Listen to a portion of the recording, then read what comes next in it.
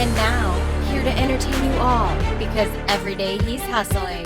Side Hustle Cinema. Welcome back to the channel, Side Hustle Cinema here. Thanks for clicking on this video. And guys, today I've got my KINO LORBER sale haul to show you. And this video will not be as long as yesterday's video, that's for sure. I just got a few titles here from the sale. And I want to do a little mini 4K review for Needful Things. I also picked this one up. I didn't get it as a part of the sale. I actually got this one from Orbit, and you know, I got it in nice and early, so it's the only movie I've watched in a while. Everything else here, most of these actually I haven't seen. Anyway, we'll get into it. So the first one I want to talk about is The Longest Yard. This one took me a while to get it. I tried twice, 2 other times to pick it up, because this was going to be a day one purchase for me. Ended up not really happening.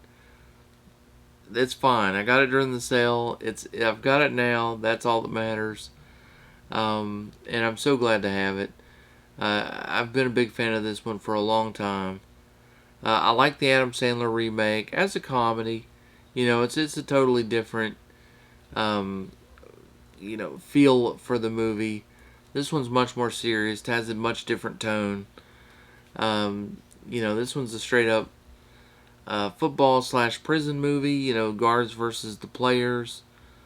And you know, this one it's much more serious than the Adam Sandler one.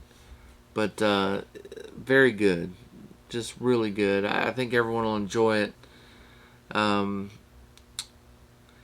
It's got some new special features on it that I'm looking forward to as well.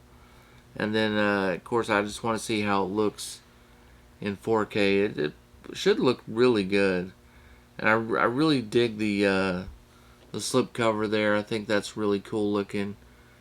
And, yeah, so happy to have this one. I never thought they would have put that one out on 4K. But I'm surprised almost every week by some of the selections they put out on 4K. Alright, next we've got a Bruce Campbell movie. And I think this one was probably popular. Terminal Invasion. I really don't know anything about this one other than, you know, I like Bruce Campbell. And it came with a cool slip. And honestly, and it was cheap. You know, it was like $10. So, for that price, Bruce Campbell, nice little sci-fi movie here. You know, I'll take a blind buy stab at this one, and you know, I'll check it out. Sean S. Cunningham directed this one. That was the, you know, the guy who directed Friday the 13th, the first one. You know, and he owns half that whole franchise. So I don't know. It's just a little fun fact, I guess. But let me know in the comments section. Has anyone watched Terminal Invasion, and is it good? Should I bump this one up the watch list? Put it at the top. Alright, this next one is one that I've been looking forward to watching for a long time. It's always come highly recommended. You know, I thought I'd seen it years ago, like many years ago.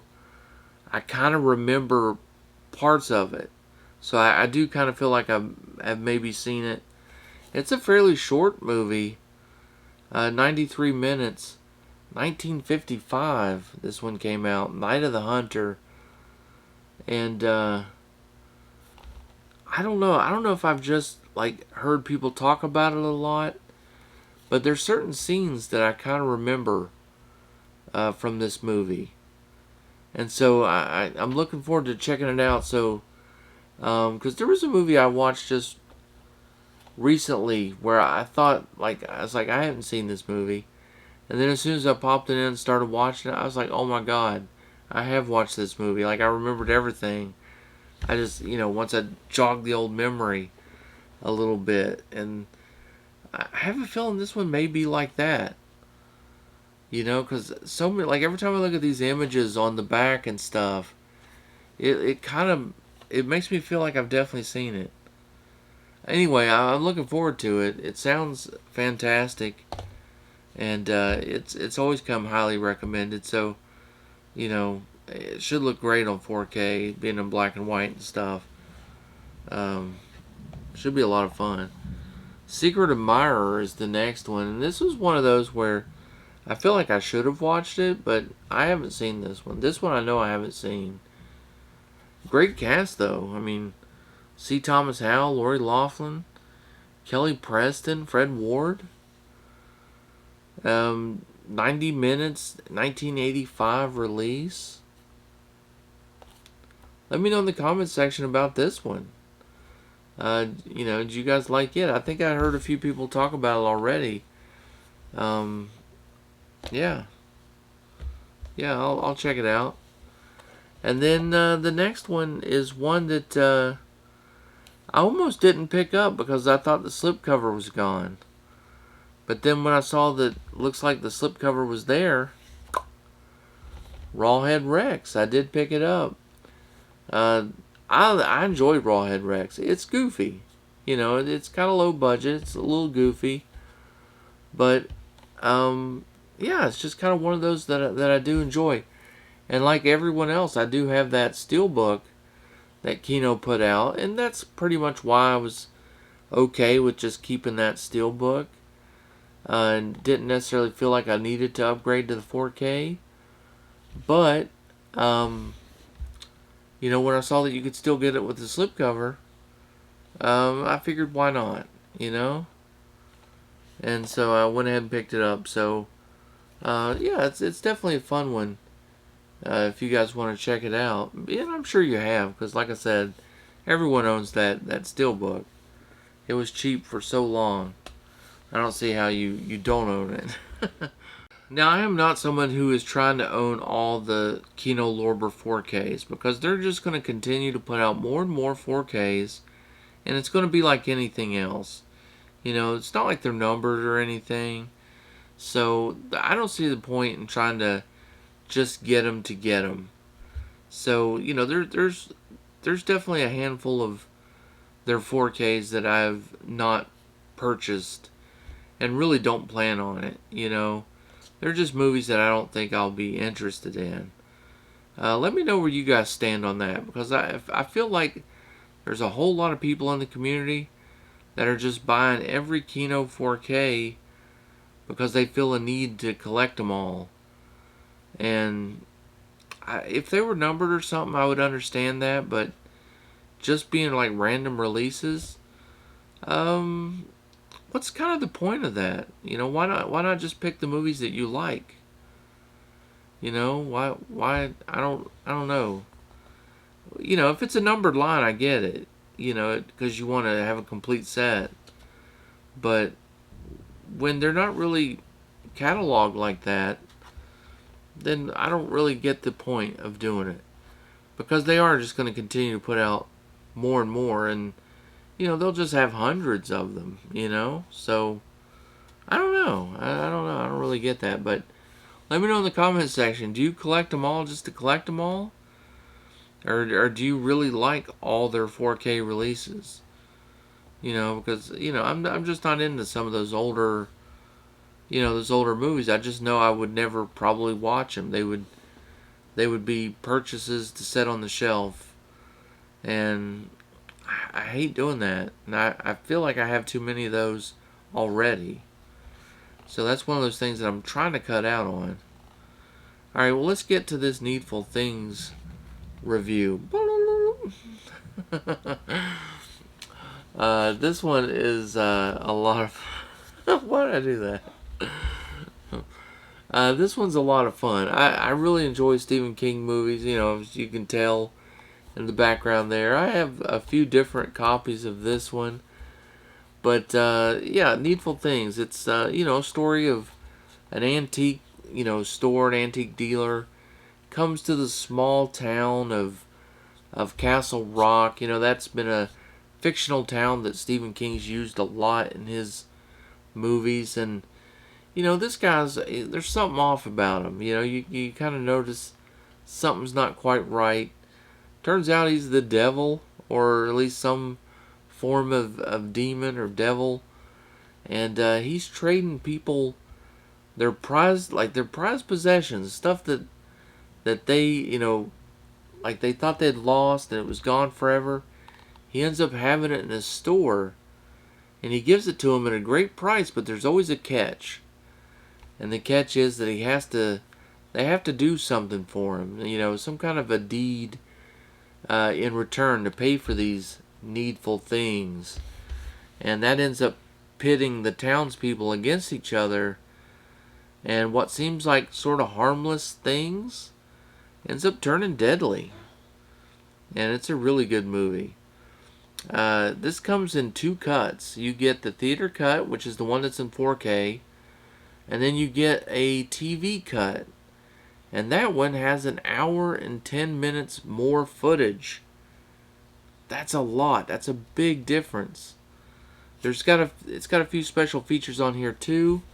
I'll show you what it looks like here. Awesome slipcover. I love that artwork. This is more of that traditional cover that you've probably seen, on DVDs and whatnot. And then on the inside, it's just the standard kind of discs, and nothing really going on there. But what a good movie. I really enjoy this one. Some people think it's a little slow, but I love all the characters. I thought they were all interesting. I wanted to see what they were up to, and it's just that, I don't know, it's that way that Stephen King does it. Really good adaptation on here. That was done by W.D. Richter. He's the one that did the writing, the adaptation of this one. You've got the Devil in the Details, and that's an interview with the screenwriter, and he talks a lot about everything that went on. You of course get some theatrical trailers on here, and there's a audio commentary by the director, and that's Fraser C. Heston, and he didn't have much of a filmography before he did this movie. And so, there's a lot of interesting things. I watched the whole thing, I wanted to check out the 4K, and I watched about 2/3 of the movie, stopped, and then went back and watched the entire TV cut of this one. And I did that in one evening, and I watched about 40 minutes of the movie again to hear a little bit more of the commentary track, and I watched the interview. I mean, I spent like 5-6 hours with this movie in one evening and enjoyed every minute of it. The TV cut is definitely the way to go, especially if you haven't seen the movie, and that's a real shame because the 4K is so beautiful in this. It really is. It's got a real cinematic look to it that TV cut just doesn't really quite have. The TV cut looks nice, but it doesn't have that look that the theatrical release does.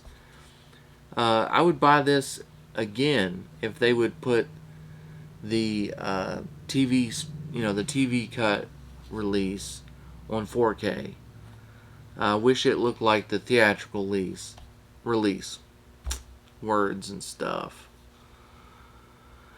Okay, and audio, nothing big to report there. I mean, it's got a 2.0 audio track, and then it's got a 5.1. I listened to it a little bit in both. I actually prefer the 2.0. There seemed to be some low bass that just kind of kept triggering my subwoofer on the 5.1 mix, and so it was kind of off-putting. There were some bar scenes where they're just sitting around talking, but my subwoofer feels the need to sit there and hum, and it was just some background music or something was playing, and it was just picking up some low frequency. And so when I switched to the 2.0, that just went away. and there wasn't a lot of action like around the room with the audio, so it was an easy, it was an easy switch. The audio was fine though.